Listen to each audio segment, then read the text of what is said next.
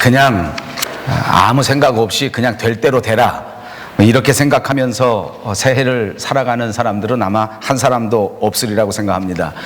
만약 아무 생각 없이 대책 없이 그냥 흘러가는 대로 살겠다, 그렇게 생각하는 사람이 있다고 하면 아마 그런 사람은 인생 가운데 아무런 발전도 그리고 또 변화도, 그러니까 당연히 인생에서 맺을 수 있는 아름다운 열매도 기대할 수가 없을 것입니다.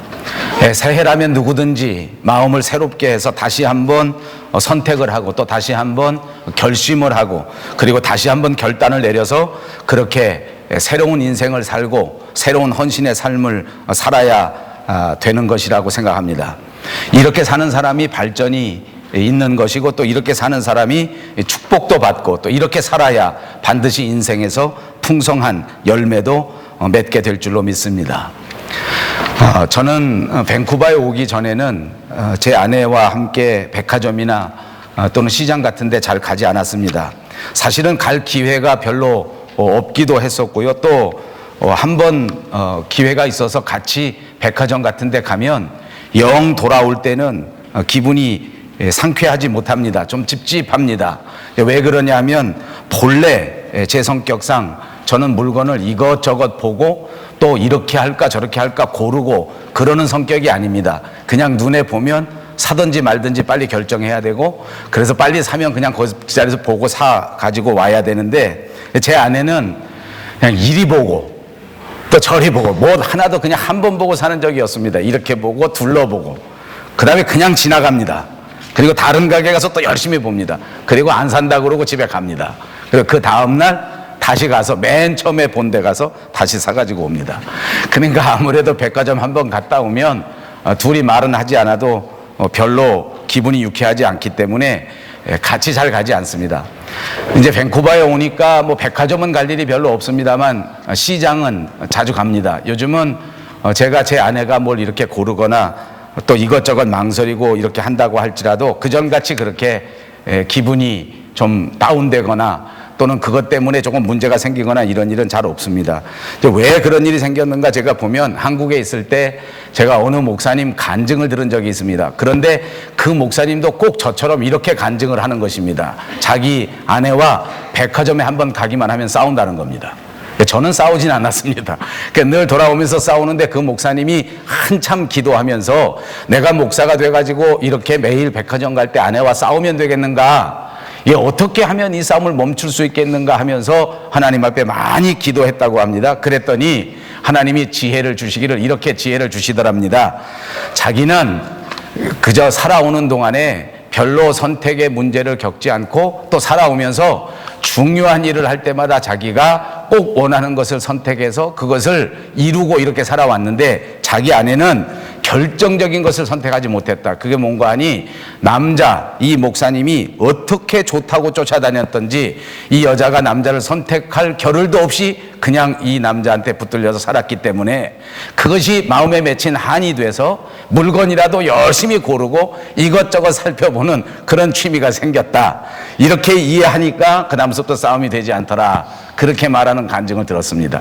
그 말을 듣고 나니까 저도 얼마나 은혜가 되는지 모릅니다. 사실 제 아내도 중학교 2학년 때 제 눈에 띄었고 그 이후에 그 어떤 남자도 선택해보지 못하고 그냥 저하고 결혼했습니다. 그러니까 실컷 이것저것 물건을 고르게 해주는 것이 너무나 당연하다, 그렇게 생각합니다.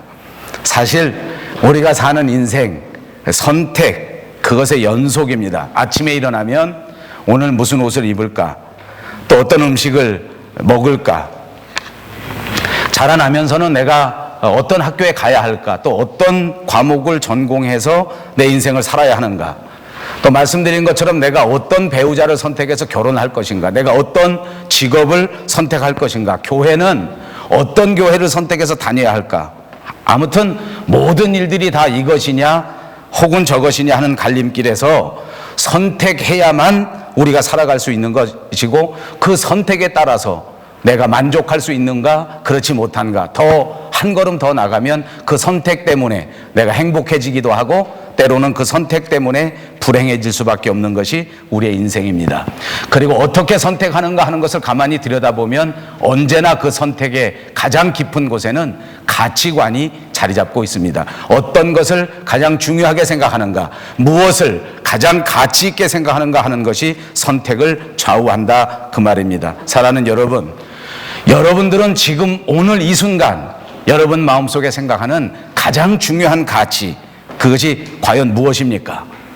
나름대로 2013년을 시작하는 저와 여러분에게 가장 중요한 가치가 있을 것입니다. 이제 올해 2013년에는 내가 무엇보다도 건강하게 살아야 되겠다라고 생각하는 사람들이 있을 수 있고, 2013년에는 내가 어떻게 하든지 무조건 돈을 벌어야 하겠다, 이렇게 생각하는 사람도 있을 수 있을 것입니다. 아무튼 여러분이 생각하는 가장 중요한 가치, 그것이 여러분의 선택을 좌우하게 될 것이고, 그 선택이야말로 여러분의 인생의 가장 행복한 선택이 될 수도 있고, 때로는 그 선택 하나를 잘못함으로써 여러분의 인생이 지지부진할 뿐만 아니라 불행의 나락 속으로 빠져들어갈 수 있다고 하는 사실을 기억하시기를 바랍니다. 세계적으로 가장 큰 인기가 있었던 영화 가운데 하나, 여러분이 잘 아시는 타이타닉이라고 하는 영화가 있습니다. 모두가 다 기억하실 것입니다. 1912년 영국의 사우스햄튼이라고 하는 항구에서부터 출발해서 북대서양을 건너 뉴욕 항구까지 항해하던 중이었습니다. 뉴펀들랜드 지방 해역에 와서 이 타이타닉호는 빙산과 충돌해서 침몰하고 말았습니다. 이 사고 때문에 그 배에 타고 있던 2200명 사람들 가운데 약 600명 정도는 구출됐지만, 그 가운데 무려 1500명이 넘는 희생자가 난 역사상 가장 큰 해상 사고 가운데 하나였습니다. 지금까지도 전쟁을 제외하고는 한꺼번에 이렇게 많은 사람들이 배에서 빠져 죽은 일은 전무후무한 일입니다. 이 실제 있었던 사건을 영화로 만든 것, 그것이 유명한 타이타닉입니다. 이 영화를 보면서 많은 사람들이 감동을 받고, 많은 사람들이 눈물을 흘리고, 많은 사람들이 정말 마음속에 깊은 느낌을 받았습니다. 그 영화 가운데에는 한 사람이라도 어떻게 하든지 이 재난 속에서 더 살려내야 되겠다 하는 선원들의 눈물 어린, 감동 어린 노력들이 그 영화 속에서 생생하게 우리에게 보여집니다. 그리고 그 배를 포기하지 않은 채 끝까지 이 배를 붙들고 침몰하면서까지 그 배를 책임진 그 멋진 선장의 모습, 그것도 이 영화 속에 등장합니다. 또 이 영화의 주인공, 사랑하는 여인을 위하여 자기 목숨을 초계와 같이 바다 위에 던져버린 그 아름다운 주인공의 모습이야말로 우리 모든 사람들의 가슴을 감동시키기에 충분했고, 특별히 세계의 많은 여인들의 가슴 속에는 지금도 이런 남자, 이런 주인공, 이런 모습, 정말 깊은 감격 속에 남아 있는 것입니다. 그러나 여러분, 말씀드린 것처럼 이것이 실제 사건을 가지고 영화를 만든 것이지만, 영화는 영화이기 때문에 내용의 대부분이 사실에 근거했지만 또 대부분이 다 각색한 드라마입니다. 특별히 말씀드린 것처럼 모든 사람들이 감동하는 이 특별한 사랑하는 여인을 위하여 자기의 목숨을 바친 주인공의 모습은 100% 만들어낸 이야기입니다. 제가 오늘 분명히 여자분들에게 말씀드립니다. 이런 남자는 세상에 전혀 없습니다. 영화니까 있는 것뿐입니다. 그냥 만들어낸 얘기입니다. 실제로는 절대로 이런 남자가 있을 수가 없습니다.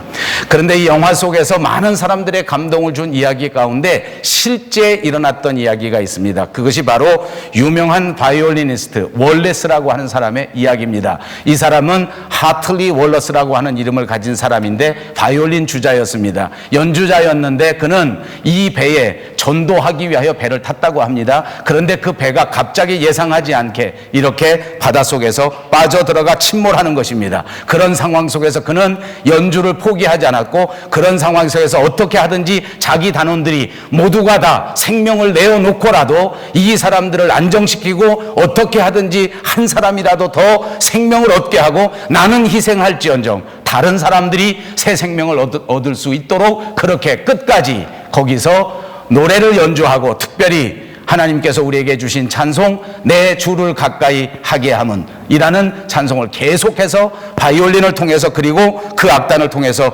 노래로 연주해서 그 사람들이 많은 사람들의 마음속에 감동을 준 것입니다. 그리고 마지막까지 탈출하지 못한 채 그냥 할 수 없이 죽을 수밖에 없었던 그 사람들에게 이 마지막 선택의 순간에 여러분들은 예수 그리스도를 선택할 수 있습니다. 지금 우리의 육신은 이 바다 속에 빠져들어가 죽을 수밖에 없지만 우리의 영혼은 지금 바로 이 순간에 우리 예수 그리스도를 선택함으로 그분을 내 마음의 구주로 영접함으로써 하늘나라로 영원한 나라로 영원한 생명으로 옮겨질 수 있습니다 라고 담대하게 외쳤던 것입니다. 이 전도를 받고 많은 사람들이 죽음 앞에서 다시 한번 마음을 돌이키고 마음을 다잡고 다 같이 웰레스와 함께 찬송을 부르면서 내가 이 세상 살아가는 동안 주님을 가까이 하는 것이 십자가 짐 같은 고생이지만 그러나 예수 그리스도께서 우리와 함께 하시고 우리를 붙잡으셔서 우리를 위하여 예비해 놓으신 그 하늘나라에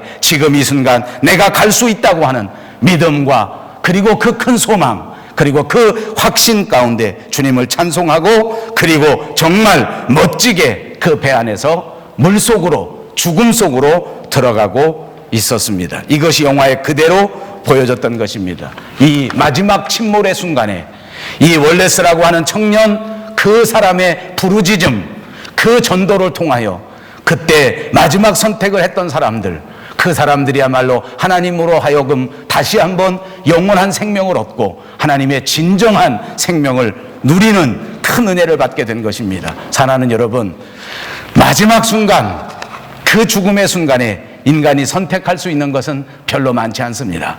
우리가 그토록 가치를 두고 오늘 이 순간 2013년에는 반드시 건강해야 되겠다, 반드시 내가 씩씩하게 살아야 되겠다, 얼마든지 그런 목표를 두고 살 수 있지만 마지막 순간에는 그 건강이 아무런 의미가 없어진다는 말입니다. 2013년 누구보다도 더 많이 벌어서 내가 결코 돈 때문에 어려움을 당하지 않아야 되겠다라고 결심하는 사람들이 있습니다. 그러나 그 돈마저도 이 결정적인 마지막 선택의 순간에서는 아무것도 아닙니다.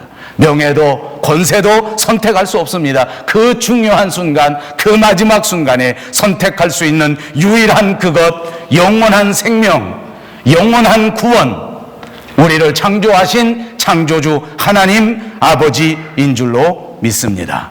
여러분, 오늘 이 순간에 다시 한번 우리에게 영원한 생명을 주시는 우리 주 하나님 아버지만을 선택할 수 있는 저와 여러분 그리고 우리 모든 교회가 되시기를 주님의 이름으로 축복합니다.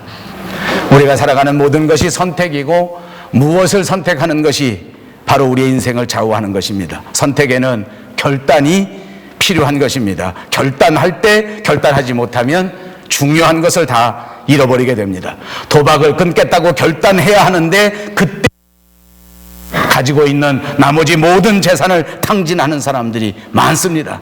나쁜 습관, 나쁜 버릇 끊어버려야 되겠다고 결단해야 하는데 그때 결단하지 못한 것 때문에 이 나쁜 습관, 이 나쁜 버릇이 그의 인생 전체를 허비해버리는 안타까운 인생도 많습니다. 신앙생활 정말 잘 해봐야 되겠다라고 생각해보고 결단하지만 세상 일에 바빠서 그만 그 결단을 주저주저 하다가 아름다운 신앙생활의 기회를 놓쳐버리는 그런 사람들도 많습니다. 사랑하는 여러분, 2013년 어떤 결단입니까? 다시 한번 우리의 결단을 돌이켜보시고 하나님을 향하여, 자신을 향하여, 그리고 가정을 향하여, 그리고 교회를 향하여 부끄러움이 없는 아름다운 결심, 아름다운 결단이 꼭 이루어지시기를 바랍니다. 2013년을 시작하는 그때에 결단했습니다. 그런데 벌써 3주가 지났습니다. 여러분 혹시 작심 3일이 되지는 않았는가 되돌아 보시기를 바랍니다. 결단, 사전에 찾아보니까 결단이라는 말은 결정적인 판단을 하거나 단정을 내리는 것 또는 판단하는 것, 단정하는 것이다, 이렇게 정의해 놓았습니다. 한문으로 보니까 이 결단이라는 말은 결심할 결자에다가 끊을 단자를 쓰고 있습니다. 무엇인가 중요한 일을 위하여, 무엇인가 의미 있는 일을 위하여 끊어버린다는 것입니다. 이것이 바로 결단입니다. 이것을 성공해야 우리는 세상에서 성공하는 것입니다. 만약 끊을 것을 끊지 못한다고 하면 결국 그 우유부단함 때문에 우리는 현실에 안주하고 결국 다람쥐 쳇바퀴 돌듯이 제자리만 맴도는 인생이 되고 마는 것입니다. 머뭇거려서는 성공하지 못한다는 말입니다. 결단하지 아니하면 성공도 없다는 것을 기억하시기를 바랍니다. 오늘 본문 말씀은 여호수아가 세겜에서 이스라엘의 리더십들 그리고 이스라엘의 백성들을 다 불러 모으고 마지막 고별 설교를 하는 장면입니다. 그리고 마지막 고별 설교를 통하여 이스라엘 사람들에게 결단을 촉구하고 있습니다. 설교의 내용은 크게 보면 단 두 가지입니다. 기억하라 그리고 결단하라 하는 것이 설교의 내용입니다. 무엇을 기억하라는 것입니까? 먼저 하나님의 은혜를 기억하라 하는 것을 설교하고 있는 것입니다. 하나님의 은혜를 기억하라. 우상을 섬기던 땅에서 하나님의 사람으로 선택하고 그리고 부르셔서 믿음의 조상으로 삼아주신 그 아브라함의 하나님을 기억하라는 것입니다. 그 믿음의 조상 아브라함을 인도하셔서 기필코 그를 번성하게 하시고 기필코 그를 성공하게 만드신 우리 주 하나님을 기억하라는 말씀인 줄로 믿습니다.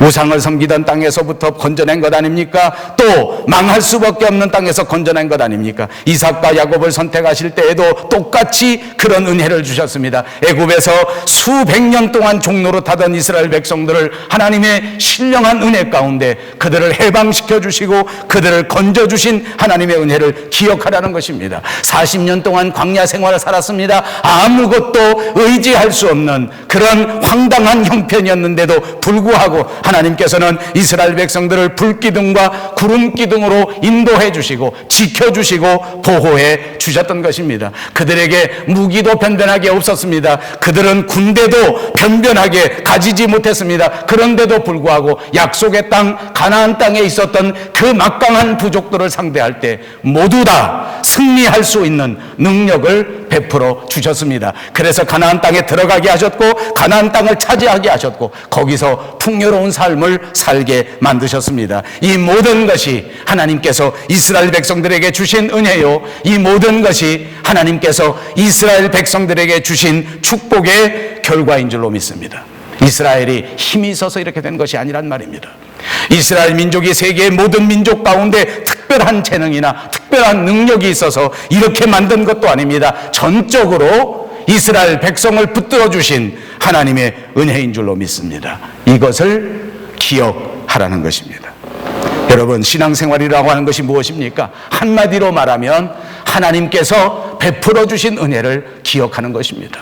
오늘 저와 여러분을 붙들어 주시고 저와 여러분을 선택해 주시고 저와 여러분을 불러내 주시고 오늘도 거룩한 팔, 오른팔로 우리를 붙잡아 주시는 그 크신 하나님의 은혜를 기억하는 것, 그것이 아름다운 신앙생활이란 말입니다. 이제 이렇게 은혜를 강조한 여호수아는 계속해서 두 번째 설교를 합니다. 그것이 바로 결단하라는 촉구의 말씀입니다. 왜 여호수아가 결단하라고 촉구한 것입니까? 이스라엘 백성들에게는 이제 놀라운 새로운 변화가 눈앞에 펼쳐지고 있는 것입니다. 40년 동안 광야 생활했습니다. 10년 동안 그 가나안 땅에 들어가기 위하여 가나안 부족들과 전쟁을 계속했습니다. 이제 무려 50년 동안 나그네 생활을 다 마감하고 드디어 하나님이 약속하신 약속의 땅 가나안 땅으로 들어가게 된 것입니다. 이제는 정말 편안한 삶을 살 수 있게 되었습니다. 더 이상은 천막을 칠 필요가 없습니다. 더 이상은 광야에서 거친 모래바람 속에서 살아갈 필요가 없었습니다. 이제 약속의 땅에 들어가서 정착하고 농사짓고 집짓고 이제 편안하게 살기만 하면 되게 되었습니다. 이것을 바라보는 여호수아가 그 마음속에 큰 고민을 갖게 된 것입니다. 광야 생활할 때는 하나님을 바라보았습니다. 힘든 생활할 때는 오히려 하나님 앞에 부르짖어 하나님을 의지했습니다. 그런데 과연 이 이스라엘 백성들이 편안한 집에 살아가면서 안정된 생활하면서 좋은 땅, 좋은 집, 배부르게 호의호식하는 그런 평화로운 삶을 살 때에 과연 그때에도 하나님 앞에 기도하고 과연 그때에도 하나님을 의지하고 하나님을 제대로 섬기면서 살아갈 수 있겠는가? 이것이 여호수아의 걱정이었단 말입니다. 여러분, 우리는 늘 새해가 될 때마다 하나님 앞에 우리의 삶이 안정되고 우리의 삶이 평화롭고 우리의 삶이 건강하게 해달라고 하나님 앞에 기도합니다. 그리고 이 모든 것들이 내가 하나님 앞에 구하는, 하나님이 우리에게 주시는 하나님의 복이라고 생각하고 있습니다. 그러나 한 번 더 생각해 보십시다. 현실에 안주하고 현실 속에 빠져들어가고 현실이 평안해지면 그것이 복이 되는 경우도 많지만 못지않게 그것 때문에 하나님과의 관계가 문제가 되기 시작합니다. 점점 평안해진 나머지 하나님과 멀어집니다. 점점 풍요로운 나머지 하나님을 잊어버리는 일이 발생하게 된단 말입니다. 다 자기 힘으로 자기가 노력해서 자기가 잘나서 이렇게 잘된 것이라고 생각하는 경우가 많습니다. 자꾸 교만해지게 되는 것입니다. 정말 어려울 때는 간절히 하나님 앞에 기도했는데, 정말 힘들 때에는 간절한 마음으로 주님을 찾았는데, 문제가 해결되고 문제가 편안해지면 그냥 마음이 바뀌어버립니다. 그리고 깨끗이 잊어버립니다. 그리고 현실과 짝하여 현실 속에 깊이 빠져버리는 것이 우리 인생의 어리석은 모습인 것입니다. 본문 14절에 말씀합니다. 그러므로 이제는 여호와를 경외하며 온전함과 진실함으로 그를 섬기라. 너희 조상들이 강 저쪽과 애굽에서 섬기던 신들을 다 치워버리고 여호와 하나님만 섬겨라. 너희들이 지금까지 헤아릴 수 없는 엄청난 은혜를 받았는데 이제는 하나님을 더 잘 섬겨야 된다는 말입니다. 평안해졌으니 더 잘 섬기란 말입니다. 안정되었으니 더 잘 섬겨야 된다는 말씀인 줄로 믿습니다. 여러분, 섬긴다는 말이 무엇입니까? 서브 한다는 말입니다. 그 말은 다시 말하면 월십, 제사 드린다, 예배 드린다는 말과 똑같은 의미입니다. 그러므로 오늘 여호수아가 우리에게 말씀하신 것은 무엇입니까? 평안한 삶이 계속되는 동안, 하나님의 은혜를 받는 동안 더더욱 열심히 하나님 앞에 예배 드려야 한다는 것을 말하는 것입니다. 바른 자세가 필요합니다. 올바른 태도가 필요합니다. 예배의 자리는 거룩하신 하나님과의 만남의 자리이기 때문에 하나님 앞에 나올 때 두렵고 떨리는 마음으로, 경외함으로 나와 예배해야 한다는 것을 말씀하고 있는 것입니다. 그렇습니다. 오늘 이 순간 우리는 거룩하신 하나님 앞에 나와 있는 것입니다. 지금 이 순간 우리를 통치하시는, 우리의 삶을 주관하시는, 내 생명을 주장하시는 하나님 앞에 앉아 계시는 것입니다. 그러므로 온 마음을 다하여 올바른 태도를 가지고 하나님 앞에 예배해야 될 줄로 믿습니다. 예배하는 마음가짐이 중요하다는 것입니다. 공동번역 성경에 보니까 예배할 때에 일편단심으로 예배하라라고 번역해 놓았습니다. 그렇습니다. 오직 하나님 앞에 일편단심으로 예배해야 되는 줄로 믿습니다. 사랑하는 여러분, 하나님 앞에 예배 드릴 때에 일편단심으로 예배 드리시기를 주님의 이름으로 축복합니다. 일편단심으로 예배 드리라. 무슨 말입니까? 오직 하나님 앞에 집중해서 예배 드리라는 것입니다. 여러분들에게 분명히 말씀드립니다. 우리가 만약 하나님 앞에 드리는 예배에 진심으로 일편단심으로 집중한다고 하면 하늘의 신령한 능력이 저와 여러분에게 분명하게 임재할 줄로 믿습니다. 예배에 집중하십시오. 예배에 집중한다고 하면 하늘의 놀라우신 성령의 불의 역사가 저와 여러분의 삶의 현장에 그대로 이루어지는 역사가 있을 줄로 믿습니다. 우리가 전심으로 하나님 앞에 일편단심의 예배를 드린다면 병든 자가 일어나고, 눌린 자가 자유케 되고, 가난한 자가 부자가 되는 위대한 역사가 분명하게 일어나는 것을 믿습니다. 이런 역사가 오늘 예배하는 저와 여러분 모두에게, 그리고 우리 밴쿠버 영성교회 위에 그대로 나타나게 될 줄로 믿습니다. 하나님이 기뻐 받으시는 일편단심의 예배를 드리기 위해서는 우리 마음속에 있는 우상을 제거해 버려야 합니다. 우리 현대인들에게는 크게 두 가지 우상이 있습니다. 하나는 자기 우상입니다. 모든 현대인들이 자기 우상에 사로잡혀 있습니다. 자기가 하나님의 자리를 다 차지해버렸습니다. 나의 나된 모습은 오직 주님의 은혜로 된 것이다 라고 고백해야 되는데, 주님 앞에 영광을 돌리는 것이 아니라 주님이 받으셔야 할 모든 영광을 모두가 다 내가 가로챘습니다. 그러니 그런 사람은 하나님 앞에 예배할 수가 없는 것입니다. 두 번째 우상은 하나님이 주신 하나님의 선물, 하나님이 우리에게 베풀어 주신 하나님의 축복을 오히려 하나님보다 더 귀하게 여기는 거예요. 하나님이 우리에게 물질을 축복으로 주셨습니다. 하나님이 우리에게 건강을 축복으로 주셨습니다. 하나님이 우리에게 아름다운 가족을 축복으로 주셨습니다. 그런데 안타깝게도 하나님이 주신 선물을 하나님보다도 더 귀하게 여기는 거예요. 돈 때문에 살고 돈 때문에 죽어요. 형제도 눈에 보이지 않습니다. 이웃도 눈에 보이지 않습니다. 교회도 눈에 보이지 않아요. 오로지 물질만을 탐하면서 사는 거예요. 이것이 우상입니다. 요즘 우리 한국 사람들은 특별히 건강이 우상입니다. 건강은 분명히 하나님께서 주신 축복입니다. 그래서 건강하게 사시기를 다 바랍니다. 그러나 여러분 명심하십시오. 건강은 하나님께서 주신 축복입니다. 만약 건강하지 못하다 할지라도 하나님은 살아계십니다. 그러므로 건강하지 못하더라도 너무 상심하지 마십시오. 반드시 하나님께서는 건강하지 못한 육체에도 하나님의 영광을 나타내 주실 것을 믿으시기 바랍니다. 가족들 때문에 가슴이 아픕니다. 사업 때문에 마음이 아픕니다. 물론 모든 것이 하나님의 축복입니다. 그러나 주시는 분이 여호와 하나님이십니다. 때로는 가족의 문제 때문에 어려움을 당하는 것 같으나 마지막 그 순간에는 가족들을 통해 하나님께서 큰 영광을 거두시게 될 것을 믿으시기 바랍니다. 때로는 사업 문제 때문에 어려움을 당할 수 있습니다. 그러나 지금 당하는 어려움 때문에 오히려 나중에 훨씬 더 굳게 일어설 수 있는 기회가 될 수 있다는 것을 믿으시기를 바랍니다. 여호수아는 15절에 결단을 촉구합니다. 너희가 섬길 자를 택하라. 오직 나와 내 집은 여호와를 섬기겠노라.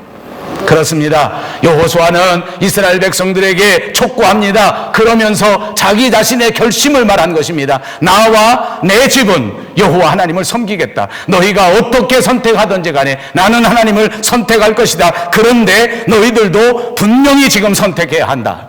분명히 결단해야 한다. 그 말입니다. 이 말을 듣고 이스라엘 백성들은 여호수아 앞에 말합니다. 우리도 여호와 하나님을 섬기겠습니다. 생각해보니 여호수아 선지자의 말씀이 옳습니다. 우리를 구출해 주시고 우리를 구원해 주시고 오늘 여기까지 에벤에셀로 축복해 주신 하나님의 은혜를 우리가 저버릴 수 없습니다. 우리가 평생토록 하나님을 섬기겠습니다 라고 약속합니다. 그러나 성경을 가만히 읽어보니까 이 이스라엘 백성들의 약속은 그만 물거품이 되고 맙니다. 사사기 2장 10절에 보니까 그 세대의 사람도 다 그 조상들에게도 돌아갔고 그 후에 일어난 다른 세대는 여호와를 알지 못하며 여호와께서 이스라엘을 위하여 행하신 일도 알지 못하더라. 이렇게 여호수아 앞에서 크게 맹세했지만 그 모든 맹세가 공약, 빈공, 공수표가 되고 말았습니다. 한 세대가 지나갔습니다. 그랬더니 그 자식들은 하나님을 알지도 못하고 하나님이 행하신 위대한 역사도 다 기억하지 못했습니다. 그 결과 때문에 이스라엘 백성들에게는 암흑기가 다가옵니다. 300년 동안 사사시대가 시작됐습니다. 오늘 주님은 저와 여러분에게 결단을 촉구합니다. 너희가 섬길 자를 선택하라.